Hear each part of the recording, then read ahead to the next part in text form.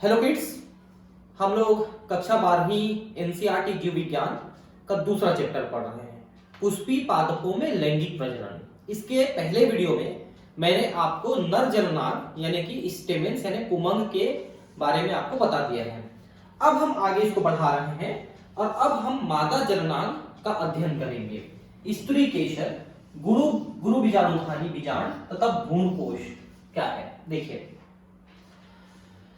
स्त्री केशर एक्चुअली ये एक बहुवचन है। इसका एक वचन होता है जायांग। जो आप ऐसी संरचना देखते हो, ये एक अगर संरचना आप देखते हो तो इसको हम जायांग कहेंगे, कार्पेल, पिस्टिल, जायांग। और एक से ज्यादा है तो हम उसे स्त्री केशर यानी गाइनोशियम कहेंगे। तो सामान्यतः क्या होता है कि किसी पुष्प में अगर एक से ज्यादा जायांग है तो वो भी ज्यादातर अवस्थाओं में जुड़ करके एक ही जायांग बना लेते हैं। संयुक्त अंडापी बोलते हैं उसको, संयुक्त अंडापी। अलग अलग वाले बहुत कम मिलते हैं। जायांग पुष्प के स्त्री जनन अंग का प्रतिनिधित्व करता है। जायांग एक स्त्री केशर या बहुस्त्री केशर हो सकते हैं। अब यहीं पर उसको मैं बता रहा था, एक स्त्री केशर एक अंडापी यानी कि सिनकार्पस, मतलब कि सभी जायांग मिलके एक हो गए हैं तो उसे संयुक्त अंडापी या एक अंडापी कहते हैं। लेकिन अगर वो अलग अलग है, एपोकार्पस, तो हम उसे कहेंगे बहुअंडापी, पॉलीकार्पी, बहुअंडापी यानी कि एपोकार्पस। तो दो प्रकार के हैं, गाइनोशियम आपस में जुड़ गए हैं तो एक अंडापी या संयुक्त अंडापी, और अगर अलग अलग है तो बहुअंडापी। लेकिन जैसा मैंने कहा कि ज्यादातर पुष्पों में ये जुड़ करके एक हो जाते हैं। जहां पर ये एक से अधिक होते हैं वहां स्त्री केशर आपस में संगलित या युक्त अंडापी हो सकते हैं, चित्र 2.7 बा, या फिर वे आपस में स्वतंत्र या वियुक्त अंडापी हो सकते हैं। ठीक, तो अब देखिए यहां पर आप इसको समझिए, ये एक अंडाशय है जिससे निकला हुआ ये वर्तिका है और इनके ऊपर वर्तिकाग्र है। यहीं पर आपका परागकण आता है और यहीं से पराग नलिका बंद करके नीचे जाके इसकी ये निषेचन करती है। तो ये एक जो संरचना है ना, ये वास्तव में एक जायांग है, एक है। और ऐसे बहुत सारे हो जाते हैं तो हम उसे स्त्री केशर या उसको गाइनोशियम कहते हैं।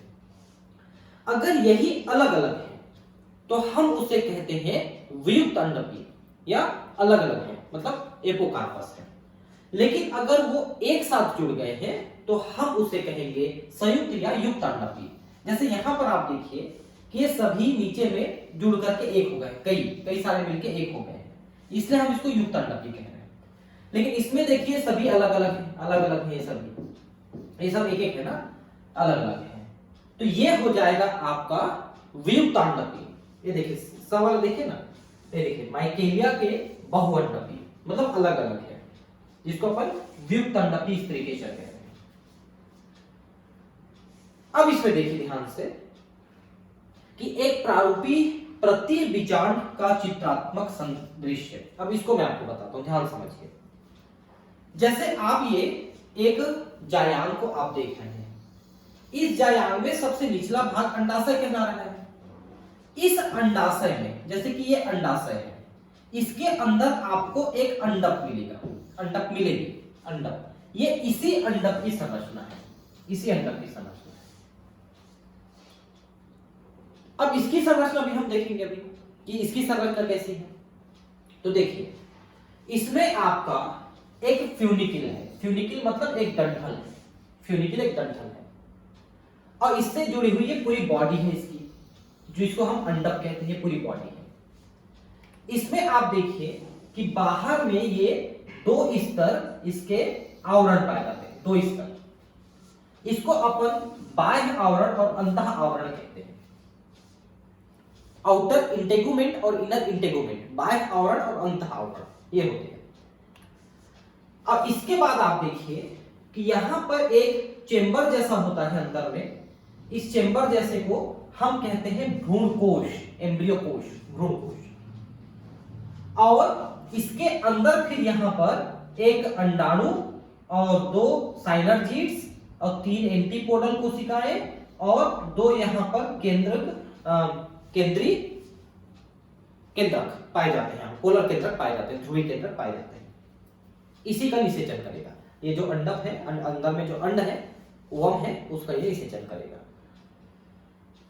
और ये नीचे वाला हिस्सा इसका चैलेजा कहलाता है। चैलेजा है ना, चैलेजा। ये चैलेजल कैलेजल लिख दिया है, तो चैलेजल सिरा, या सिरा भी गलत लिखा है। सिरा का मतलब ये छोटे सिरे पे होना चाहिए, ये छोटा सिरा। इन्होंने हिंदी करने में थोड़ा सा लापरवाही कर दिया है, लग रहा है मुझे। तो चैलेजल सिरा या निभागीय सिरा, निभागीय बोलते हैं, चैलेजा को हिंदी में निभाग कहते हैं। तो वास्तव में आप देखिए, ये जो अंडाशय है, इसके अंदर ये संरचना है, जो अभी आपने पढ़ा, इसके अंदर ये संरचना है। तो ये जो अंडाशय है ना, ये आगे चल के फल का निर्माण करता है, और ये जो संरचना आप देख रहे हो, ये आगे चल के बीज का निर्माण करता है, जिसको अपन अंडक कह रहे हैं, ओव्यूल। ये आगे चल के बीज का निर्माण करता है, और इसके अंदर आपका एक अंडाणु है, मैंने बताया, ओवम, उसका निषेचन होता है, वो आगे चल के भ्रूण का निर्माण करता है। तो फल के अंदर बीज और बीज के अंदर भ्रूण, और भ्रूण के चारों तरफ एक आवरण बन जाता है, उसे हम भ्रूण कोश कहते हैं। ये भ्रूण कोश लिखा है, देखना ध्यान से, भ्रूण कोश। यहीं पर शुरू में एम्ब्रियो शैक बनती है। इन सब की डिटेल अभी मैं थोड़ी सी आपको बताने वाला हूं कि किस तरह से बनती है। चलिए आगे पढ़ते हैं। प्रत्येक स्त्रीकेशन में 3 भाग होते हैं, वर्तिकाग्र, वर्तिका तथा अंडाशय। यह मैंने आपको बताया कि सबसे ऊपरी हिस्सा वर्तिकाग्र है। यहीं पर पॉलन ग्रेन यानी परागकण आकर के लैंड होते हैं, पहुंचते हैं। फिर यहां से पराग नलिका बन के ये वर्तिका के माध्यम से नीचे जाती है और अंदर अंडाशय को फर्टिलाइज, अंदर में अंडाशय में ये है, तो इसके अंदर जाकर के अंडाणु को फर्टिलाइज करता है। तो वर्तिकाग्र, वर्तिका तथा अंडाशय 3 भाग है। वर्तिकाग्र परागकणों के अवतरण मंच का काम करता है। अवतरण का मतलब होता है वहीं पर लैंड करना, वहीं पर पहुंचना, तो वहीं पर पहुंचता है परागकण। वर्तिका एक दीर्घीकृत पतला इकहा भाग है, जो वर्तिका के वर्तिकाग्र के नीचे होता है। वर्तिकाग्र के नीचे होता है। स्त्री केशर के आधार पर उभरा या फुला हुआ भाग अंडाशय कहलाता है। ये नीचे वाला भाग अंडाशय कहलाता है। अंडाशय के अंदर एक गर्भाशयी गुहा या कोष्ठ होता है। गर्भाशयी गुहा अंदर की ओर अपरा नाड़ स्थित होती है। देखिए यहां पर ये गर्भाशय, हम किसको बोल रहे हैं, अंडाशय के अंदर गर्भाशय है। जैसे ये अंडाशय है, ठीक है, तो अंदर का चेंबर गर्भाशय हुआ, तो इसमें एक प्लेसेंटा या अपरा पाया जाता है, उसी के माध्यम से ये जुड़ा रहता है। उसी अपरा या प्लेसेंटा के माध्यम से ये ओव्यूल यहां पर जुड़ा रहता है। ठीक, अंडाशय के अंदर एक गर्भाशय गुहा होती है जिसमें अपरा या नाड़ी स्थित होती है। आप कक्षा 11 में पढ़ी हुई अपरा की परिभाषा एवं प्रकारों का स्मरण करें। देखिए अपरा जो है, जंतुओं में प्लेसेंटा, भ्रूण और गर्भाशय के बीच की एक नली होती है, जिसके माध्यम से उसको पोषण प्राप्त होता है, भ्रूण को। तो उसके कई प्रकार के अपरा हमने जंतुओं में पढ़े हैं, जिसको अपन योग शैक वाला या एलेंटोकोरियोनिक वाला, इस टाइप के कई पढ़े हैं। हम लोगों में एलेंटोकोरियोनिक वाला पाया जाता है।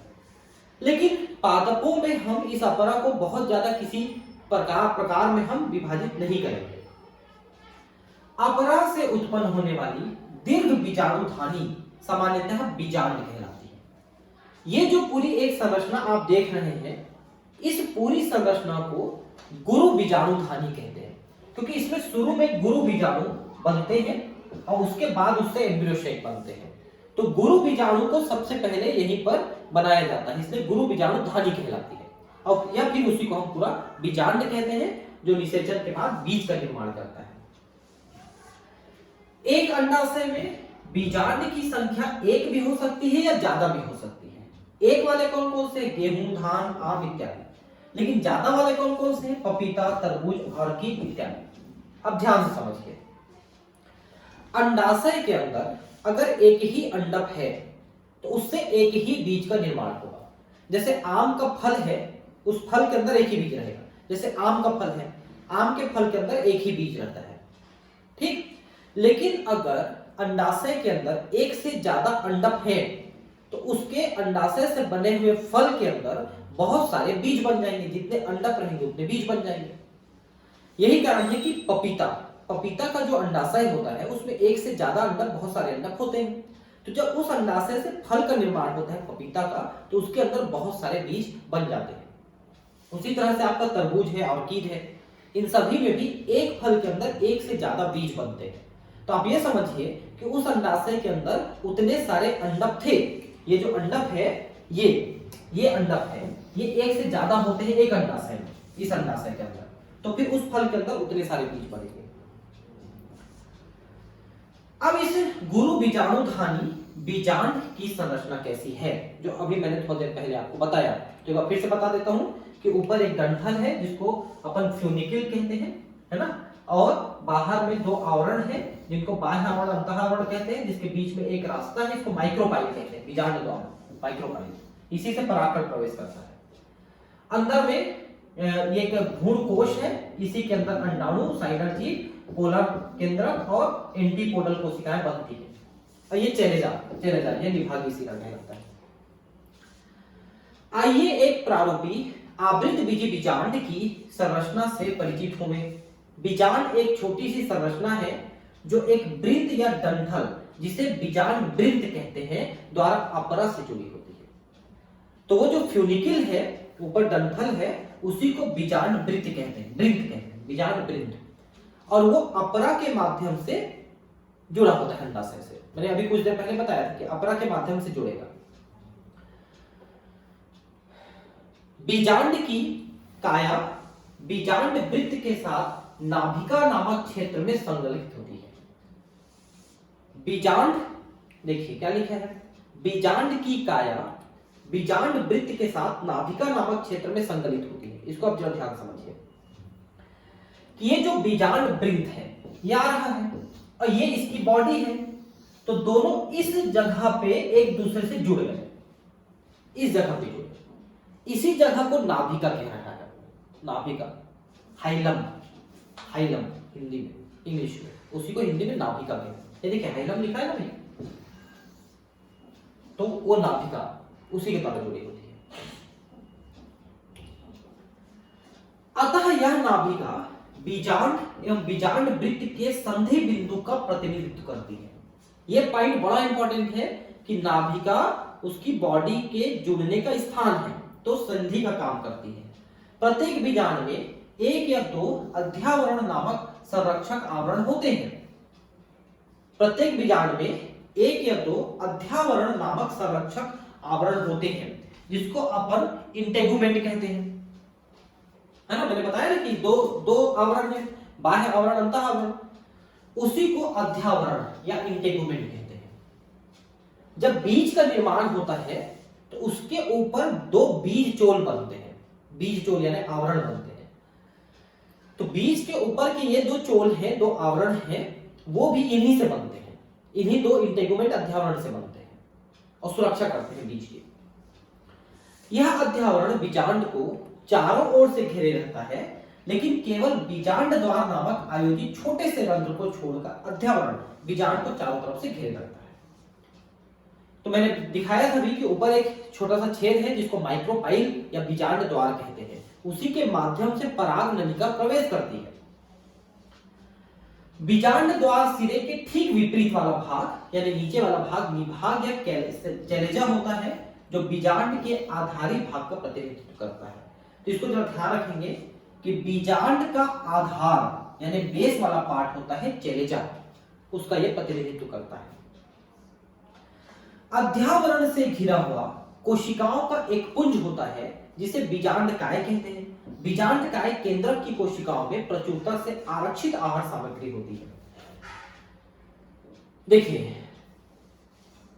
यहां पर इसकी मैं थोड़ी सी आपको प्रोसेस बता देता हूं तो आपको समझ में आएगा क्या होता है। जैसे कि यहां पर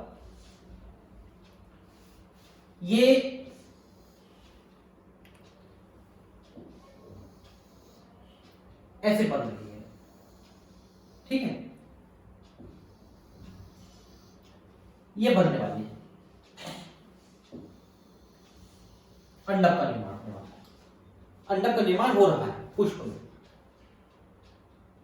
एक मिनट, ये जो संरचना है इसको आप जरा देखिए, ये ऐसे मुड़ के ऊपर की तरफ हुआ है, प्रतीय बीजांड है ना, ये प्रतीय बीजांड है, आर्थोट्रोपस ऊपर की ओर मुड़ा हुआ, मतलब एकदम मुड़ करके ऊपर की ओर गया है।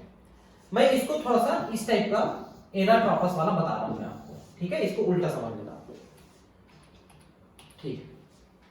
देखिए ये एक अंडक का निर्माण हो रहा है, यंग एकदम, मतलब नया नया बन रहा है पुष्प के अंदर। तो इसके अंदर जो कोशिकाओं का पूरा एक ग्रुप भरा हुआ है, कोशिकाएं भरी हुई है,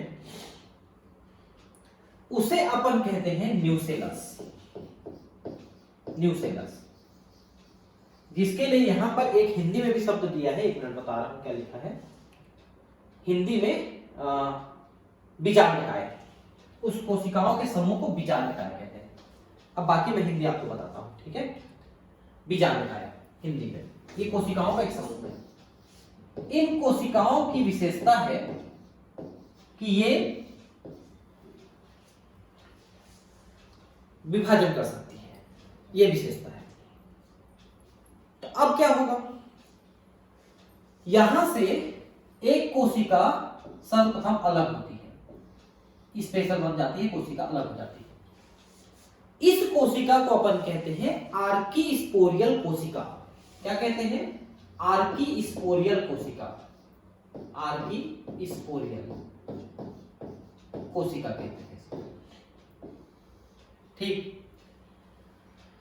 अब ये कोशिका जो कि अभी तक डिप्लॉयड कोशिका है, मतलब द्विगुणित कोशिका है, ये समसूत्री विभाजन द्वारा दो कोशिका बनाती है, एक परिधि कोशिका और एक आंतरिक कोशिका, ठीक है। परिधि कोशिका, परिधि मतलब बाहर की ओर, पेराइटल सेल, परिधि कोशिका। और ये कोशिका आगे समसूत्री विभाजन द्वारा ही बहुत सारी कोशिकाओं के द्वारा इसके चारों तरफ का जो आवरण हमने देखा है ना, बीजांड आवरण, बीजांड आवरण जिसको इंटेगुमेंट या अध्यावरण कहते हैं, जो दो आवरण आपने देखा था, अध्यावरण, बाह्य आवरण और आंतरिक आवरण, उन आवरणों का निर्माण इसी से कोशिका से होती है, इसी कोशिका से, इसी कोशिका से इन दोनों आवरणों का निर्माण होता है, जिसके बीच में ये बीजांड द्वार यानी माइक्रोपाइल रह जाता है, बीजांड द्वार ये रह जाता है, ठीक। ये दो अध्यावरण है, बाह्य और आंतरिक अध्यावरण। इसका निर्माण किसने किया? इस परिधि कोशिका ने किया। अब ये जो दूसरी कोशिका जो आंतरिक कोशिका है, इसको अपन कहते हैं बीजाणु जनन या गुरु बीजाणु जनन कोशिका, गुरु बीजाणु जनन कोशिका इसको कहते हैं। थोड़ा धीरे पढ़ा रहा हूं इसको, थोड़ा आराम से समझा रहा हूं आपको। गुरु बीजाणु जनन कोशिका, अभी तक ये कोशिका द्विगुणित है, द्विगुणित कोशिका है।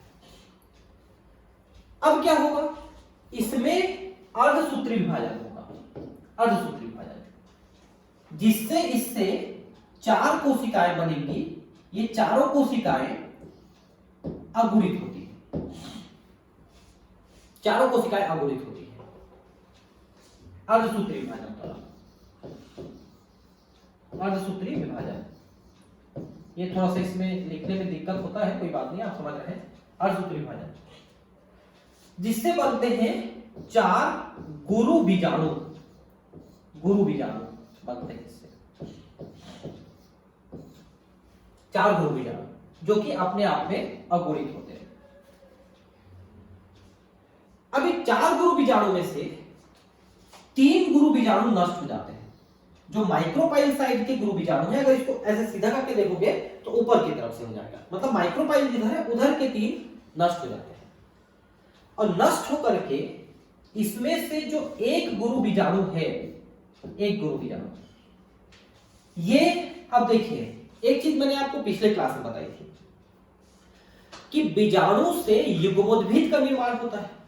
आपने वहां पर लघु बीजाणु पढ़ा जिसको आप परागकण कह रहे थे, और परागकण से नर युग्मोद्भिद का निर्माण हुआ था।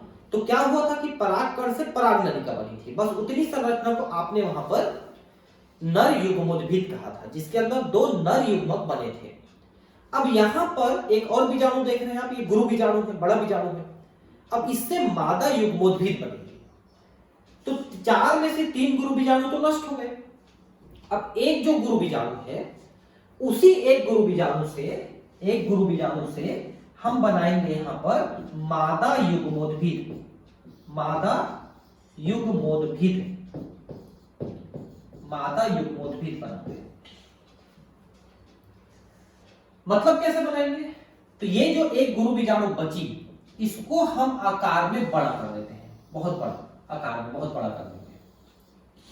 मतलब ये थोड़ा सा ऊपर रहेगा, बड़ा कर देते हैं, जिसको सुधार ही देता हूं।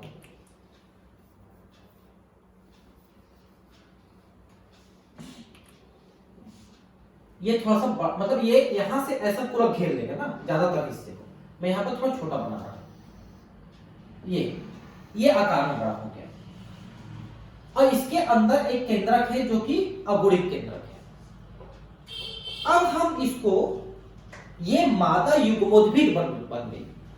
जो एक गुरु बीजाणु है वो आकार में बड़ी हो गई, आकार में बड़ी हो गई, तो अब उसको हम मादा युग्मोद्भिद कह रहे हैं। आकार में बड़ी हो गई इसलिए मादा युग्मोद्भिद। अब मादा युग्मोद्भिद में मादा युग्मक बनेगी, क्योंकि युग्मोद्भिद का मतलब ही होता है युग्मक बनाने वाली। तो अब इसके अंदर मादा युग्मक बनेगी। तो होगा कैसे, जरा ध्यान से देखिए कि ये जो एक कोशिका है, एक केंद्रक है अंदर की, उस केंद्रक में 3 बार समसूत्र विभाजन होता है, 3 बार। और 3 बार होने से ये बन जाते हैं 8 केंद्रक बन जाते हैं। ध्यान से देखिए, 1 से 2 फिर 4 फिर 8 केंद्रक बन गए। अभी ये एक ही कोशिका है, ध्यान दीजिए, ये एक कोशिका है जिसको हम मादा युग्मोद्भिद या भ्रूण कोश कह रहे हैं। इसी को भ्रूण कोश कहते हैं, जो शुरू में आपने पढ़ा था, भ्रूण कोश, ये बन गई है। तो इसके एक केंद्रक में 3 बार समसूत्र विभाजन से 8 केंद्रक बने। तो अभी केंद्रक ही है और ये एक कोशिका है। अब ये जितने भी केंद्रक हैं वो अपना एक एक कोशिका बना के अंदर में सेपरेट हो जाते हैं। तो ये तीनों एक एक कोशिका बना लिए अंदर में। कोशिका कैसे बनाएंगे? कोशिका भित्ति बना के, है ना। और ये तीनों कोशिका बना लिए, ये तीनों कोशिका बन गए। और ये बीच वाला भाग से एक कोशिका बन गई, ये बीच वाले भाग से एक कोशिका बन गई, ये जिसके अंदर 2 केंद्र। तो 3 कोशिका इधर, 3 कोशिका इधर, हो गई 6 कोशिका। और इसके बीच वाली एक कोशिका, तो हो गई 7 कोशिका। तो 7 कोशिका है लेकिन 8 केंद्रक है, केंद्रक 8 है। 7 कोशिकी 8 केंद्र की अवस्था इसको कहते हैं। लेकिन बीच वाली जो कोशिका है, जिसको अपन सेंट्रल सेल कहते हैं, केंद्रीय कोशिका, उसके अंदर 2 केंद्रक है। उस केंद्रक को हम कहते हैं ध्रुवीय केंद्रक, दोनों केंद्रक को। और इधर जो 3 कोशिका बनी हुई है माइक्रोपाइल से विपरीत दिशा में, इन्हीं को अपन एंटीपोडल सेल कहते हैं। एंटीपोडल सेल इनको कहते हैं, एंटीपोडल कोशिका। और इधर जो 3 बने हैं, 3 कोशिकाएं बनी हैं, इनमें किनारे किनारे की 2 कोशिका, इनको हम साइनरजीड्स कहते हैं। साइनरजीड्स कहते हैं। और जो बीच वाली कोशिका है, इसको हम कहते हैं अंड, यानी कि ओवम, अंड, एग, इसे कहते हैं। अब बीच वाली जो कोशिका है, इसको हमने केंद्रीय कोशिका कहा, जिसके बीच में जो 2 केंद्रक हैं उनको अपन ध्रुवीय केंद्रक कहते हैं।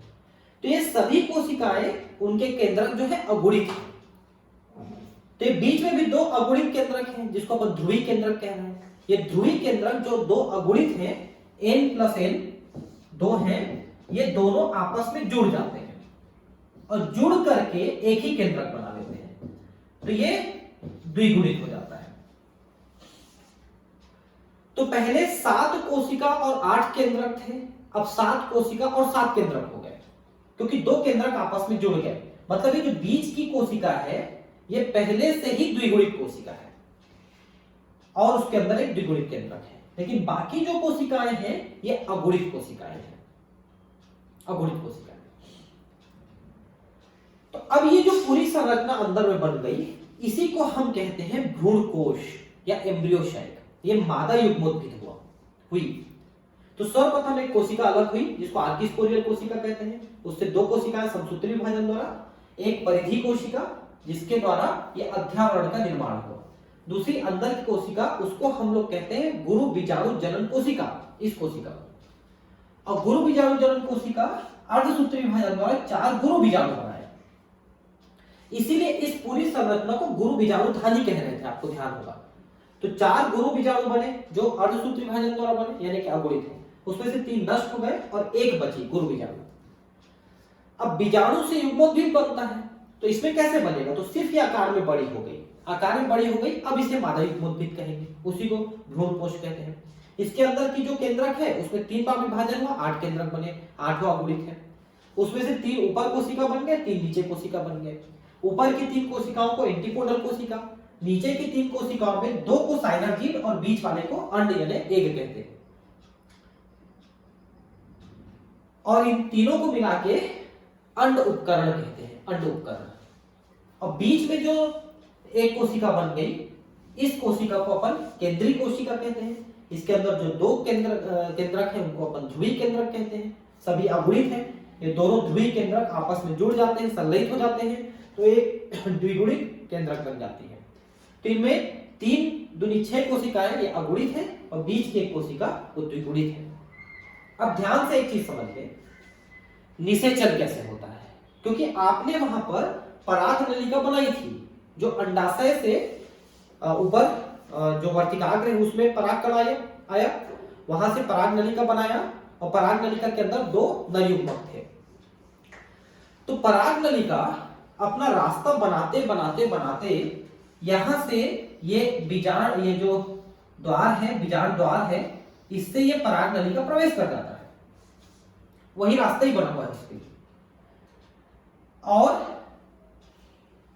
प्रवेश करने के बाद ये जो 2 साइनर्जीड हैं, जैसे देखिए ये साइनर्जीड कोशिका है, ठीक, इसमें ऐसे उंगली जैसी संरचनाएं होती है जिनको अपन उंगलीकार उपकरण या फिलीफॉर्म एपरेटस कहते हैं।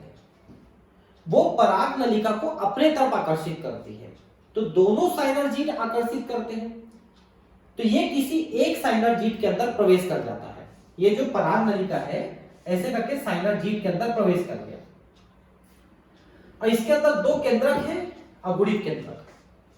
तो पराग नलिका जब साइनर्जीड के अंदर प्रवेश कर गया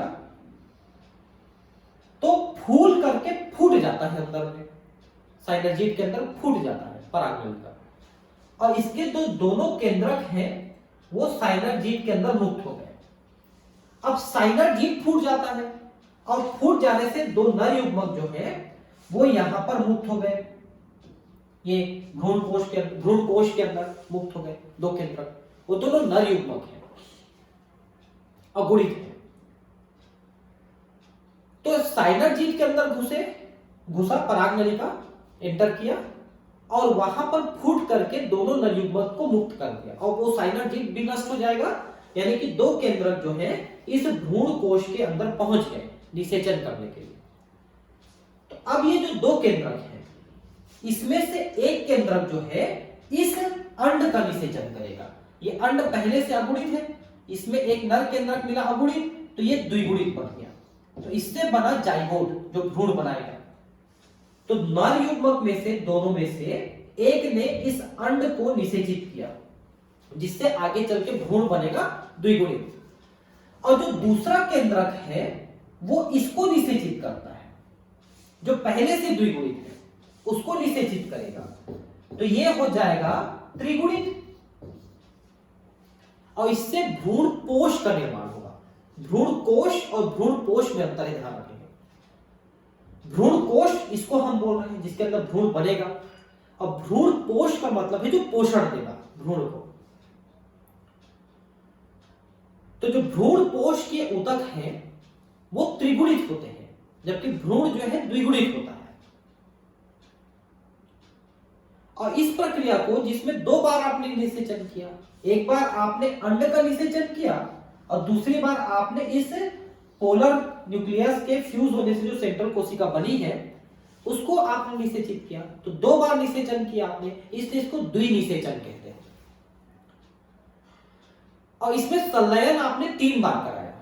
कैसे संलयन कराया? एक संलयन आपने 2 केंद्रकों का कराया, फिर इसमें एक केंद्रक और संलयित कराया, तो 3 केंद्रकों का संलयन कराया, इसलिए त्रिक संलयन भी कहलाता है। द्विनिषेचन क्योंकि 2 बार निषेचन किया, और त्रिक संलयन क्योंकि 3 केंद्रक यहां पर संलयित हो रहे हैं, तो त्रिसंलयन, जिससे त्रिगुणित ऊतक का निर्माण होता है और वो भ्रूण पोष बनाता है, जो भ्रूण का पोषण करेगा आगे, ऐसा है। तो कुल मिला के क्या क्या हुआ कि निषेचन से यहां पर भ्रूण बना और भ्रूण कोश बना, और ये पूरा जो ये अंडक है, ओव्यूल है, इससे बन जाएगा बीज, इससे बीज बन जाएगा। और ये जो 2 अध्यावरण है, इससे जो बीज है उसका बीज चोल बनेगा, शीट कोट बीज चोल, बाह्य बीज चोल जिसको टेस्टा कहते हैं, और आंतरिक बीज चोल जिसको टेगमेंट कहते हैं। 2 बीज चोल बनेंगे बीज के ऊपर। जैसे आप चना या मटर को भूंजते हो, उसमें छिलका निकल आता है, वही तो है बीज चोल। तो 2 बीज चोल होते हैं, एक बाह्य वाला जिसको टेस्टा कहते हैं, एक आंतरिक वाला उसको टेगमेंट कहते हैं। फिर उसके अंदर जो है ये भ्रूण पोष और ये एम्ब्रियो यानी भ्रूण, ये सब होते हैं। तो अब ये प्रक्रिया मैंने बता करके आपको समझाने की कोशिश किया पूरा, है ना। इसको 1-2 बार चला के देख लेना वीडियो को, तो आपको बहुत अच्छे से समझ में आएगा।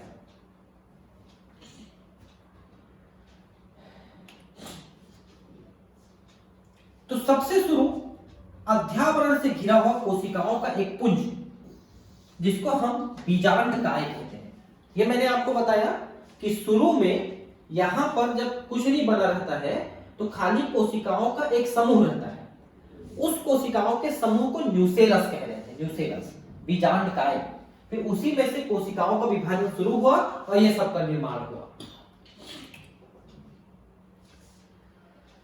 तो वही बीजांडकाय केंद्रक की कोशिकाओं में प्रचुरता से आरक्षित आहार सामग्री होती है, उसमें भोजन होता है। बीजांडकाय भ्रूण कोशीय मादा युग्मोद्भिद बीजांडकाय में स्थित होती है। बीजांडकाय के अंदर ही ना भ्रूण कोश बना, आपने देखा भ्रूण कोश उसी में बना है, मादा युग्मोद्भिद। एक बीजांड में सामान्यतया एक अकेला भ्रूण कोश होता है, जो एक गुरु बीजाणु से निर्मित होती है। तो गुरु बीजाणु से कैसे भ्रूण कोश बना, ये मैंने आपको डिटेल बताया कि पहले कोशिका में अर्धसूत्री विभाजन हुआ, 4 गुरु बीजाणु बने, 3 नष्ट हो गए, एक गुरु बीजाणु बड़ी होकर के भ्रूण कोश बनाई, जिसको एम्ब्रियो शेप भी कह रहे हैं। फिर उसके अंदर केंद्रक का 3 बार विभाजन हुआ, ये सब। तो एक भ्रूण कोश का निर्माण किससे हुआ? एक गुरु बीजाणु से हुआ। 4 में से एक गुरु बीजाणु ने किया, ये पूरा डिटेल मैंने आपको बताया। अब उस गुरु बीजाणु का जनन कैसे हुआ, वही मैंने आपको बताया कि गुरु बीजाणु जनन कोशिका अर्धसूत्र विभाजन द्वारा 4 गुरु बीजाणु बनाया, जिसमें 3 नष्ट हो गया। गुरु बीजाणु मातृ कोशिकाओं से गुरु बीजाणु की रचना के प्रक्रम को गुरु बीजाणु जनन कहते हैं। तो जो गुरु बीजाणु 4 बने, उस पूरी प्रक्रिया को गुरु बीजाणु जनन कहते हैं। बीजांड प्रायः एक अकेले गुरु बीजाणु मातृ कोशिका से बीजांडकाय के बीजांडद्वारी क्षेत्र में विलग हो जाती है। तो मैंने आपको बताया ना कि एक गुरु बीजाणु बचता है 4 में से, और बीजांडकाय के बीजांडद्वारी क्षेत्र में विलग हो जाते हैं, मतलब वहीं से बनता है, मतलब माइक्रोपाइल साइट के नष्ट हो जाते हैं, चैलेंजर साइट से बनता है। यह एक बड़ी कोशिका है जो सघन जीव द्रव्य से समाहित एवं एक सुस्पष्ट केंद्रक युक्त होता है। गुरु बीजाणु मातृ कोशिका अर्धसूत्री विभाजन से गुजरती है। गुरु बीजाणु मातृ कोशिका का अर्धसूत्री विभाजन से गुजरने का क्या महत्व है? क्योंकि महत्व ये है कि आप निषेचन करोगे, तो निषेचन आप दो अगुणित कोशिकाओं केंद्रकों के बीच करोगे तो द्विगुणित फिर से बन जाएगा।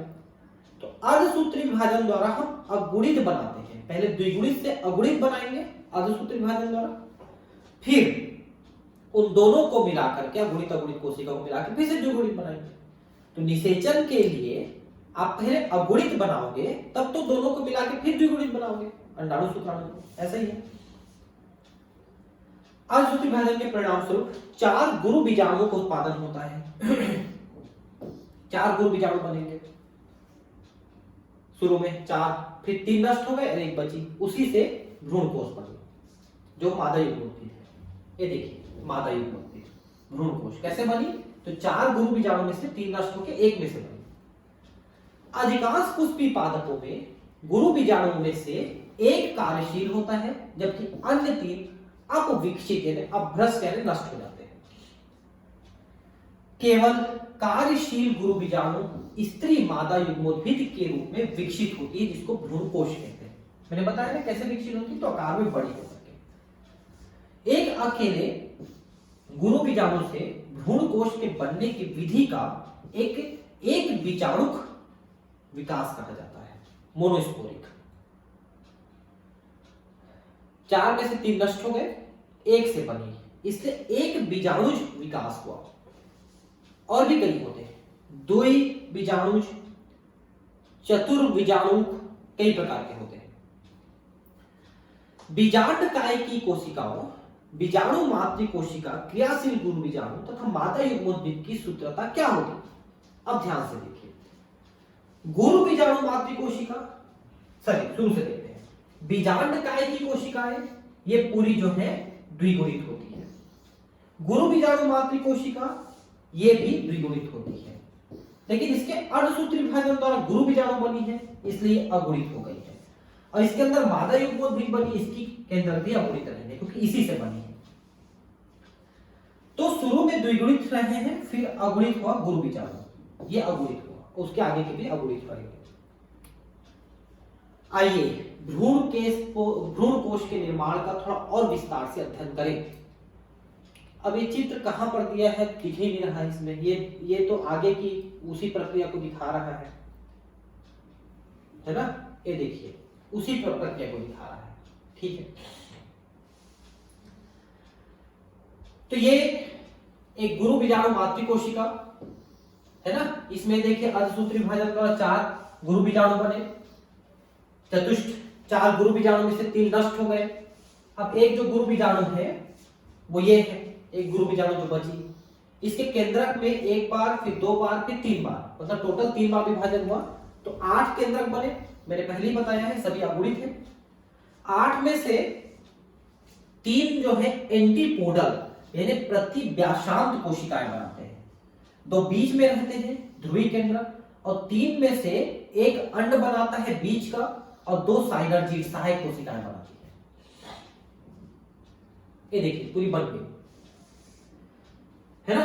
ये देखिए इसको उल्टा करके दिखा दिया, प्रतिव्यासांत ऊपर की तरफ दिखा रहा है एंटीपोडल सेल्स, बीच में। अब ये कोशिकाएं बन गई ना, केंद्रक से कोशिकाएं बन गई दरअसल, है ना। तो कोशिकाएं कैसे बनी? तो इनमें कोशिका विभाजन हो गया केंद्रक के बीच बीच में, तो ये सब कोशिकाओं में बदल गए। तो ये 2 सहायक कोशिकाएं बनी और 1 अंड बना पीछे साइड में, और बीच की कोशिका ये अलग होकर के ये कोशिका केंद्रीय कोशिका बनी, जिसके अंदर 2 केंद्रक है। ये सारी चीजें मैंने आपको बताया, दोनों केंद्रक ध्रुवीय केंद्रक कहलाते हैं। तो इसमें भी ठीक ठाक ही फिगर बनाया हुआ है, लेकिन अगर मैं उसमें से नहीं बताऊंगा आपको तो आपको नहीं समझ में आता।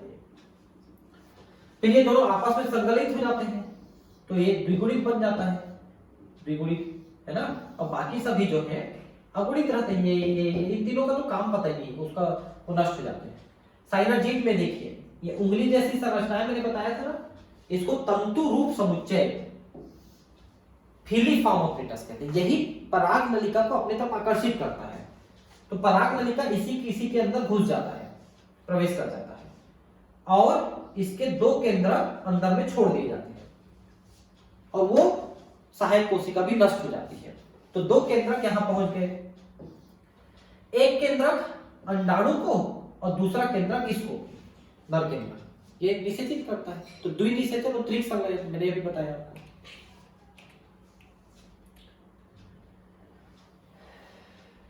ठीक है, भ्रूण कोश के निर्माण का विस्तार से अध्ययन किया हमने। अब एक जो क्रियाशील गुरु बीजाणु है, 4 में से 3 नष्ट हो गए, एक बची, के केंद्रक समसूत्री विभाजन के द्वारा 2 केंद्रक की बनाते हैं जो विपरीत ध्रुव को चले जाते हैं और 2 न्यूक्लिएटेड भ्रूण कोश की रचना करते हैं। तो पहले एक केंद्रक से 2 केंद्रक, फिर 2 केंद्रक से 4 केंद्रक, फिर 4 केंद्रक से 8 केंद्रक, उसी को बारी बारी से बता रहा है।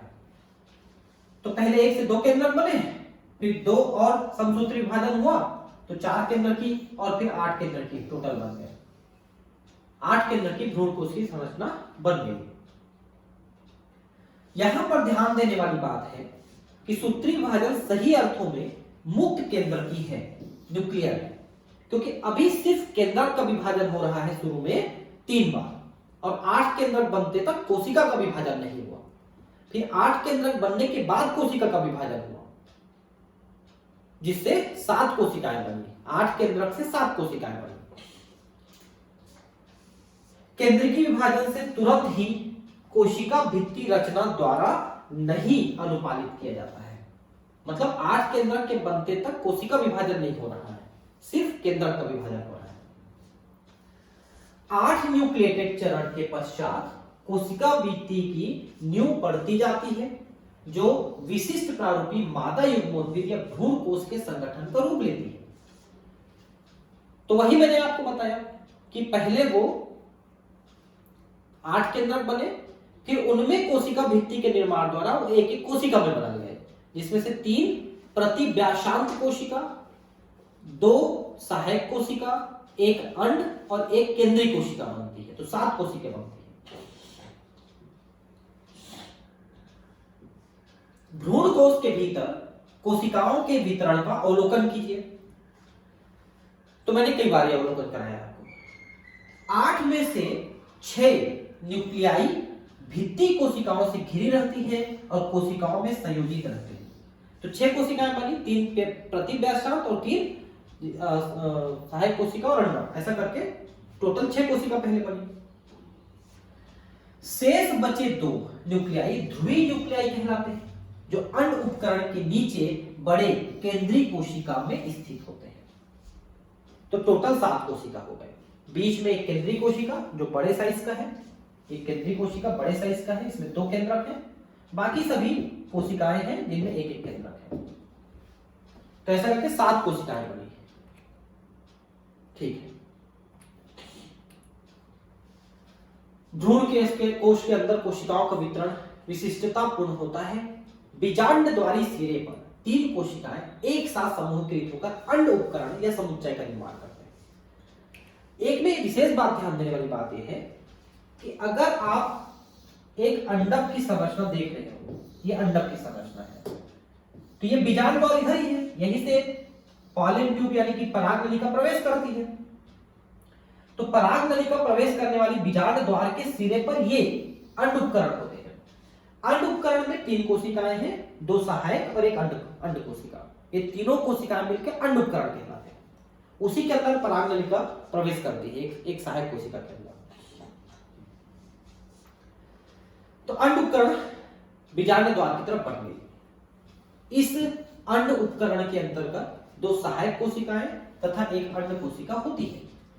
बीजांड द्वारी छोर, जिसे तंतु रूप समुच्चय कहते हैं, पर एक विशेष सहायक कोशिका स्फुरन होने लगता है, जो सहायक कोशिकाओं में पराग नलिकाओं को दिशा निर्देश प्रदान करने में महत्वपूर्ण भूमिका निभाता है। देखिए, ये जो सहायक कोशिकाएं हैं, इनमें ये जो संरचना ऐसे उंगली जैसी संरचनाएं बन रही हैं तंतु रूप समुच्चय के द्वारा, इसको हम फीलिफॉर्म अपरेटस कहते हैं। यही पराग नलिका को अपने तरफ आकर्षित करता है। सहायक कोशिकाओं में पराग नलिकाओं को दिशा निर्देश प्रदान करने में महत्वपूर्ण भूमिका निभाता है। देखिए, पराग नलिका को अपने तरफ आकर्षित करके दिशा बताता है। कोशिकी स्थूलन। 3 अन्य कोशिकाएं निभागी यानी कैलेजल लिखा है, चेलेजा बोलते हैं, छोर पर स्थित होती है, मतलब विपरीत छोर पे। ये इस लेवल है, ये प्रतिव्यासांत यानी एंटीपोडल कोशिकाएं हैं। इनका काम क्या है अभी तक नहीं पता है। प्रतिव्यासांत एंटीपोडल कहलाती है। बृहद केंद्रीय कोशिका जैसे कि पहले बताया गया है, में दो ध्रुवी न्यूक्लियाई होते हैं। बीच वाली जो कोशिका है इसमें 2, ये पूरी एक कोशिका है इतनी, इसमें 2 केंद्रक है। तो टोटल 7 कोशिका के अंदर 8 केंद्रक, क्योंकि एक बीच वाली कोशिका में 2 केंद्रक है। इस प्रकार से एक प्रारूपी आवृत बीजी भ्रूण कोश परिपक्व होने पर 8 न्यूक्लिएटेड होते हैं, लेकिन 7 कोशिकाएं होती है। 8 न्यूक्लिएटेड 7 सेल स्टेज, 8 केंद्र की 7 कोशिकीय अवस्था। केंद्रक 8 है, कोशिका 7 है, इस अवस्था को कहते हैं। ठीक है, आगे देखते हैं परागण। देखिए परागकण बनके तैयार है, कहां पर, पुमंग में। इधर मादा तैयार है, जायांग उसकी, जिसमें वर्तिका, प्रवर्तिका, अंडाशय, अंडाशय के अंदर अंडक, अंडक के अंदर भ्रूणकोश, भ्रूणकोश के अंदर अंड, ये सब तैयार है। अब आपका पहला प्रॉब्लम है कि परागकणों को पुमंग से ला करके जायांग तक पहुंचाना, इसको परागण कहते हैं, परागण, पॉलिनेशन। अलग अलग पौधों में परागण अलग अलग विधियों से होता है। जो अनाज वाले पौधे हैं जैसे गेहूं है, चावल है, जौ, जई, बाजरा है, इनका परागण हवा के द्वारा होता है। परागकण हवा में बड़ी मात्रा में छोड़ दिए जाते हैं और वो वर्तिकाग्र तक पहुंच जाते हैं हवा के माध्यम से। इसको एनिमोफिली कहते हैं, वायु परागण। लेकिन ज्यादातर जो पौधे हैं उनके पुष्प हैं वो कीट परागण करते हैं। मतलब कीट जो है एक पुष्प से उठा के दूसरे पुष्प में परागकणों को पहुंचाने काम करते हैं। क्योंकि कीड़े जो कीट होते हैं वो पुष्पों के पास मकरंद चूसने के लिए, रस चूसने के लिए जाते हैं। तो जब वो पुष्पों पे बैठते हैं तो उनके शरीर में परागकण चिपक जाते हैं। फिर वो जब उसके दूसरे पुष्प में जाके बैठते हैं तो उसमें परागकण पहुंच जाते हैं।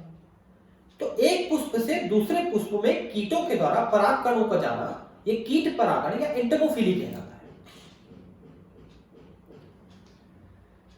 कुछ ऐसे पादप हैं जो जल में रहते हैं, हालांकि जल में तो सैकड़ों प्रजातियां हैं, लेकिन उनमें से सिर्फ 30 प्रजातियां हैं जो जल के माध्यम से भी परागण करते हैं। 30, जिसमें हाइड्रिला, वेरिस्टेरिया शामिल है। बाकी जैसे लोटस है, कमल पानी में है लेकिन कीड़ों के द्वारा परागण करता है। तो ज्यादातर इसी तरह से परागण करते हैं। पूर्ववर्ती भाग में आप पढ़ चुके हैं कि पुष्पी पादपों में नर एवं मादा युग्मक क्रमशः परागकण एवं भ्रूणकोश में पैदा होते हैं। ठीक है, तो परागकण में आपने देखा पराग नलिका बनी, उसी के अंदर 2 नर युग्मक बने थे। और भ्रूणकोश अभी आपने पढ़ा जिसमें आपने अंडाणु बनाया है, वो मादा युग्मक है। क्योंकि दोनों ही प्रकार के युग्मक अचल हैं, अतः निषेचन संपन्न होने के लिए दोनों को एक ही साथ लाना होता है। कैसे संपन्न होगा भाई? परागकण भी अचल है, अंडक भी अचल है, तो फिर परागकण को उठा के कोई पहुंचाने वाला मिलेगा तब तो जो खुद से नहीं जा सकता है। वही बात है। इस उद्देश्य की प्राप्ति के लिए परागण एक प्रक्रम है। परागकणों का स्त्री केशर के वर्तिकाग्र तक स्थानांतरण या संचारण को परागण कहते हैं। तो जहां पर बना वहां से उठ करके जाएगा। परागण की प्राप्ति के लिए पुष्पी पादपों ने एक आश्चर्यजनक अनुकूलन व्यूह विकसित किया है।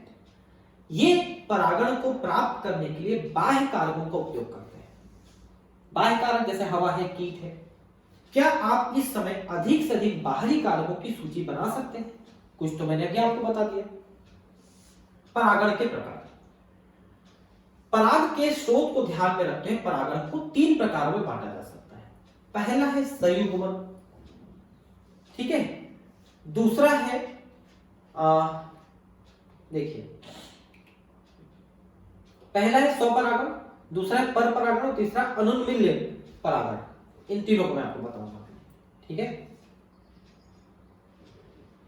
सबसे पहले आप समझिए स्वयुग्मन या ऑटोगेमी। एक ही पुष्प है, उसी पुष्प के नर जननांग से मादा जननांग में पराग कणों का स्थानांतरण एक ही पुष्प के अंदर, यह स्वपरागण कहलाता है, ऑटोगेमी।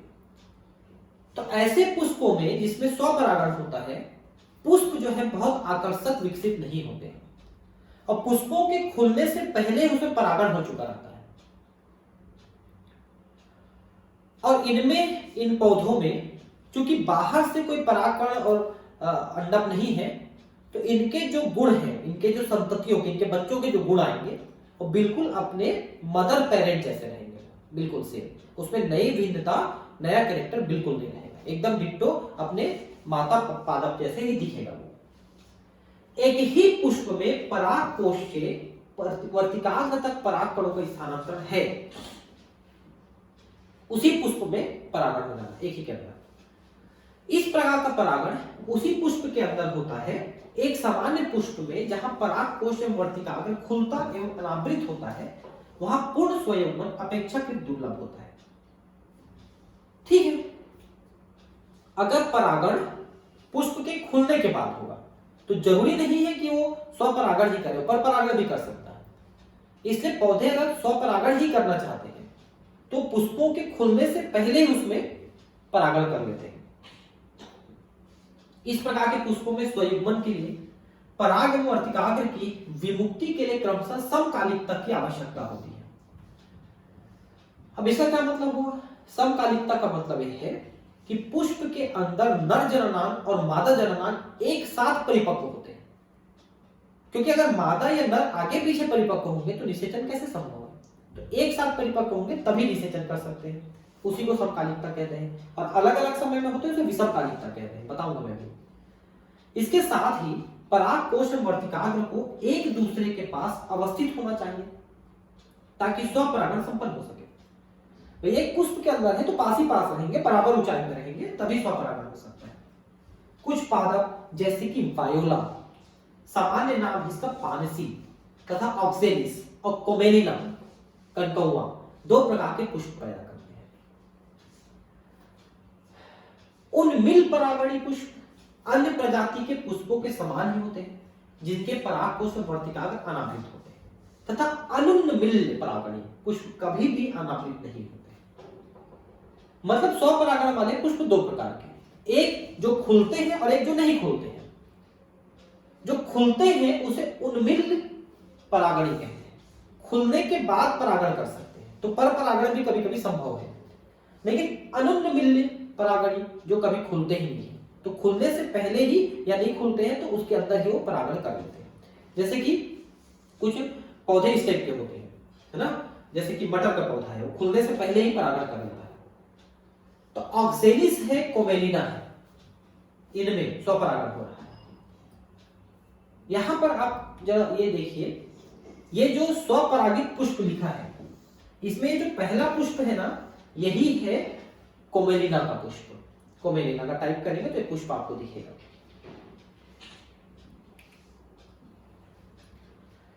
इस प्रकार के पुष्पों में पराग कोश वर्तिकाग्र एक दूसरे के बिल्कुल नजदीक स्थित होते हैं। जब पुष्प कलिका में पराग कोश स्फुटित होते हैं तब परागकण वर्तिकाग्र के संपर्क में आकर परागण को प्रभावित करते हैं, ये संभावित करते हैं।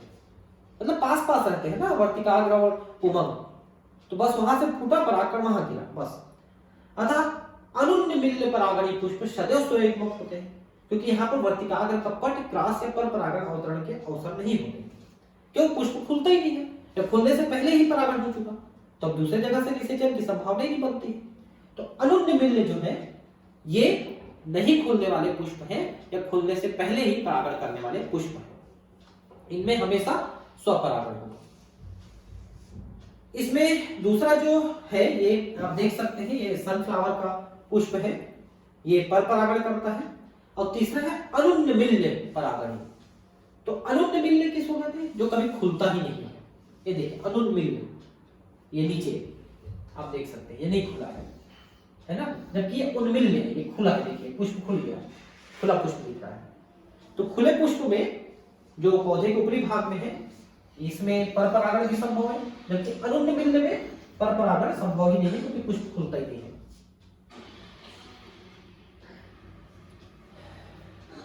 उन्मिल्य परागणित पुष्प मतलब जो खुल जाते हैं, सुनिश्चित रूप से बीज पैदा करते हैं, यहां तक कि परागण के उपस्थिति में। क्या आप सोचते हैं कि अनुन्मिल्य पौधों को इससे फायदे हैं या हानि है? तो जो नहीं खुल रहे हैं अनुन्मिल्य, उनको फायदा यह है कि अनवांटेड बाहरी लक्षण इनके संततियों में नहीं आते हैं। मान लो ये पौधा बहुत अच्छे क्वालिटी का है और इसको और कोई दूसरा कैरेक्टर नहीं चाहिए किसी से, तो इनके जो संतति है बिल्कुल अपने मातृ पौधे जैसा दिखेंगे। इसलिए उसमें फायदा यह है कि नए गुण नहीं आते हैं, लेकिन यही नुकसान भी करता है कि मान लो इनको नए गुण चाहिए रहेंगे तो फिर नए गुण नहीं आ सकते, है ना, पुराने गुणों से ही काम चलाना पड़ेगा। तो फायदे भी है, नुकसान भी है। नेक्स्ट है सजात पुष्पी परागण। सजात पुष्पी, एक ही पादप के एक पुष्प के परागकणों का दूसरे पुष्प के वर्तिकाग्रों तक स्थानांतरण है।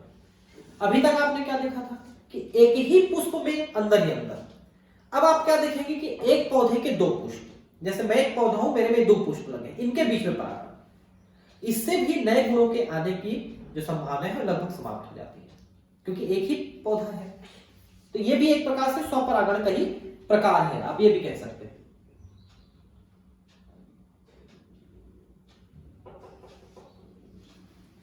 यद्यपि सजात पुष्पी परागण क्रियात्मक रूप से पर परागण है, जिसमें एक कारक सम्मिलित होता है। सजात पुष्पी परागण लगभग स्वयुग्मन जैसा ही है, क्योंकि इनमें परागकण उसी पादप से आते हैं। भले ही एक पुष्प से दूसरे पुष्प में गया इसलिए पर परागण बोलोगे, लेकिन उनका गुण जो है स्वपरागण जैसा ही है, क्योंकि नए गुण अभी भी नहीं आएंगे, उसी पादप के गुण है। और तीसरा है परनिषेचन। जब आप एक पौधे के एक पुष्प से दूसरे पौधे के पुष्प को आप परागित करते हैं, भिन्न पादपों के परागकोश से भिन्न पादपों के वर्तिकाग्र तक परागकणों का स्थानांतरण होता है। मात्र यह ही केवल एक प्रकार का परागण है, जिसे परागण के समय आनुवांशिकता भिन्न प्रकार के परागकणों का आगमन होता है। तो इससे नए गुण उस पौधे में पहुंच जाएंगे। अब परागण के अभिकर्मक या कारक कौन लेके जाएगा? तो हवा, पानी या जंतु, और जंतुओं में मुख्यतः होते हैं कीट, वो लेके जाते हैं। पौधे परागण के कारक या अभिकर्मक के रूप में दो, एक तो अजीवीय तथा एक जीवीय कारक का उपयोग कर लक्ष्य प्राप्त करते हैं। अजीवीय में देखिए वायु तथा जल है, और जीवों में प्राणी जिसमें कीट मुख्यतः होते हैं, इनके द्वारा। अधिकतर पौधे परागण के लिए जीवीय कारकों का उपयोग करते हैं, बहुत कम पौधे अजीवी कारकों का उपयोग करते हैं। वायु तथा जल दोनों ही कारकों में परागण का वर्तिकाग्र के संपर्क में आना महज संयोगात्मक घटना है, क्योंकि हवा में उड़ के जा रहा है। मान लो एक पौधा है, ये दूसरा पौधा है, आपको हवा से परागण करना है, हवा में छोड़ दिया, हवा विपरीत दिशा में चल गया, परागण उधर, परागण उधर चलेगा, इसको मिलेगी।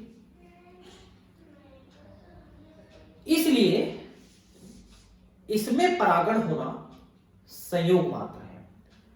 तो होता क्या है देखिए, जैसे जितने भी अनाज वाले पौधे हैं, जिनको अपन मोनोकॉट्स भी कह सकते हैं, सारे मोनोकॉट्स वो हवा के द्वारा करते हैं।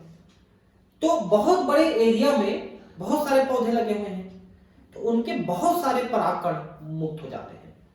तो बहुत ज्यादा जब हवा में रहते हैं ना, तो फिर उनके मादा जननांगों को परागकणों की प्राप्ति हो जाती है। लेकिन फिर भी ये संयोग है, क्योंकि एक से दूसरे में कोई पहुंचा नहीं रहा है, हवा में उड़ के जा रहा है। इस प्रकार की अनिश्चितता तथा परागकणों के ह्रास से जुड़ने तथ्यों की क्षतिपूर्ति हेतु पौधे बीजाणुओं की तुलना में असंख्य मात्रा में परागकण उत्पन्न करते हैं, अत्यधिक मात्रा में परागकण उत्पन्न करते हैं। अजीवी परागण में वायु द्वारा परागण सर्वाधिक सामान्य है। इसके साथ ही वायु परागण हेतु हल्के तथा चिपचिपाहट रहित परागकणों की आवश्यकता होती है, क्योंकि जब कीट परागण करते हैं तो कीटों के शरीर में चिपकने के लिए परागकणों में चिपचिपा एक पदार्थ होता है जिसको पॉलन किट कहते हैं। लेकिन इसको तो हवा में उड़ना है, चिपकना नहीं है किसी के शरीर से, इसलिए उसमें चिपचिपापन नहीं रहता है वायु वाले में। जिससे वे हवा के झोंकों के साथ संचारित हो सके। वे अक्सर बेहतर अनावृत पुंकेसर से युक्त होते हैं ताकि वे आसानी से हवा के बहाव में प्रसारित हो सके, तथा बृहद एवं प्रायः पिच वर्तिकाग्र युक्त होते हैं ताकि आसानी से वायु से उड़ते हुए परागकणों को आबद्ध किया जा सके। अब क्या लिख रहे हैं देखिए, पहला तो ये कि पुंकेसर से बहुत ज्यादा परागकण निकल रहे हैं और हवा की दिशा में ही वो छोड़ते हैं जिधर मादा है। अब मादा की जो वर्तिकाग्र है, देखिए जैसे मादा की ये वर्तिकाग्र है, एक मिनट, ये जैसे मान लो कि ये वर्तिका है, ये अंडाशय है और ये वर्तिकाग्र है, तो मादा की वर्तिकाग्र में ऐसे करके पिच यानी फेदर जैसे हो जाते हैं। फेदर या पिच समझते हैं क्या होता है? पक्षियों में ये आवरण बनाते हैं। जैसे मुर्गी वगैरह फड़फड़ाती है, देखना हवा में से उड़ जाती है, फिर उसको आप झाड़ वाड़ लगाते हो। या वो जो आप मयूर पंख रखते हो अपने कापी किताब में, विद्या आएगी करके, आई कभी कोई विद्या नहीं आई ना? ठीक है, तो वही है पिच या फेदर, तो उसी के आकार के होते हैं इनके वर्तिकाग्र, जिससे हवा में उड़ते हुए परागकणों को आसानी से ये ग्रहण कर पाते हैं। ऐसा आपको गेहूं के पौधे के वर्तिकाग्र में आपको स्पष्ट रूप से देखने को मिलेगा, पिच प्रकार का वर्तिकाग्र। वायु परागित पुष्पों में प्रायः प्रत्येक अंडाशय में एक अकेला बीजांड तथा एक पुष्पक्रम में असंख्य पुष्प गुच्छ होते हैं। बहुत सारे पुष्पों का गुच्छा होता है, स्पाइक और स्पाइकलेट प्रकार का होता है ये जो पुष्पक्रम होता है, इसको पढ़ा चुका हूं पुष्पक्रम। इसका एक जाना पहचाना उदाहरण भुट्टा कॉर्नकेव है। आप जो फूले टेशल्स देखते हैं कुछ और नहीं बल्कि वर्तिकाग्र और वर्तिका है जो हवा में झूलते हैं ताकि परागकणों को आसानी से पकड़ सके। घासों में वायु परागण सर्वथा सामान्य है। अब ये क्या लिखा है इसको समझिए। आप लोग मक्का खाते हैं ना, मक्का भुट्टा को छिलते हैं जब, तो बीजों के बीच में से लंबे लंबे ऐसे फाइबर जैसे जुड़े होते हैं, देखना जिसको भूंजते हो तो भूंजा जाता है, फिर वो नहीं मिलता। कच्चा भुट्टा जब छिले हो उसी समय आपको लंबे लंबे ऐसे धागे जैसे ऐसे बाल जैसे दिखते हैं। तो वही पहले वर्तिकाग्र थे जो निषेचन के बाद भी लगे हुए, क्योंकि निषेचन के बाद वहां पर बीज बन गए, फ्रूट बन गए, लेकिन वो अभी भी लगे हुए, उन्हीं को टशेल कहते हैं वहां पर, मक्के में, भुट्टे में। आपको बता दें कि पूरे पादप जगत में सबसे लंबे वर्तिकाग्र पाए जाते हैं मक्के में, भुट्टे में, और सबसे लंबा पॉलन ट्यूब भी फिर उसी में बनेगा, क्योंकि जितना लंबा वर्तिकाग्र उतना लंबा पॉलन ट्यूब, और वही जो है बाल जैसे गुच्छे आपको मिलते हैं, टशेल कहलाते हैं। तो वायु परागण जो है सबसे ज्यादा ग्रासेस में, घास, और घास का मतलब समझते हैं क्या होता है? घास का मतलब होता है एक बीजपत्री पौधे। एक बीजपत्री पौधों को घास कहा जाता है, और जो छोटे छोटे घास आप जानते हो वो तो अपतृण कहलाते हैं। अपतृण वो भी घास है, वो भी एक बीजपत्री पौधे हैं, लेकिन वो वास्तव में अपतृण कहलाते हैं। और घास का असली मतलब होता है एक बीजपत्री पौधे। घास का ये मतलब नहीं कि छोटा घास, दूब ग्रास, उसको आप बोलते, वो नहीं, वो तो है ही है, लेकिन घास का असली मतलब है, ग्रास का असली मतलब है एक बीजपत्री पौधे। पुष्पी पादपों में पानी द्वारा परागण काफी दुर्लभ है। मैंने आपको कुछ देर पहले बताया था कि सैकड़ों प्रजातियां वंश जो है पानी में पाए जाते हैं, लेकिन केवल 30 वंश ही पानी के द्वारा परागण करते हैं। यह लगभग 30 वंशों तक सीमित है, वह भी अधिकतर एक बीजपत्री पौधों में, वही पानी में अपना परागकण छोड़ते हैं। इसके विपरीत आप स्मरण करें कि निम्न पादप समूह जैसे एल्गी, ब्रायोफाइट और टेडोफाइट आदि के नर युग्मकों के पुष्पी पादपों में लैंगिक प्रजनन परिवहन का नियमित साधन जल ही है। ये थोड़ा सा स्लाइड बनाना बाकी रह गया है, तो ये मैं आपको अब अगले क्लास में पढ़ाता हूँ। वैसे इसका स्लाइड बन गया है, मैंने यहाँ पर लगाना भूल गया, तो इसको मैं अब आपको अगले क्लास में पढ़ा देता हूँ, इसमें आपको ठीक से नहीं दिखेगा। ठीक है, तो चलिए फिर मिलते हैं अगले क्लास में कि कैसे ये जल परागण होता है, किसमें किसमें, ये हम अगले क्लास में पढ़ेंगे। ठीक है, फिर थैंक यू, बाय।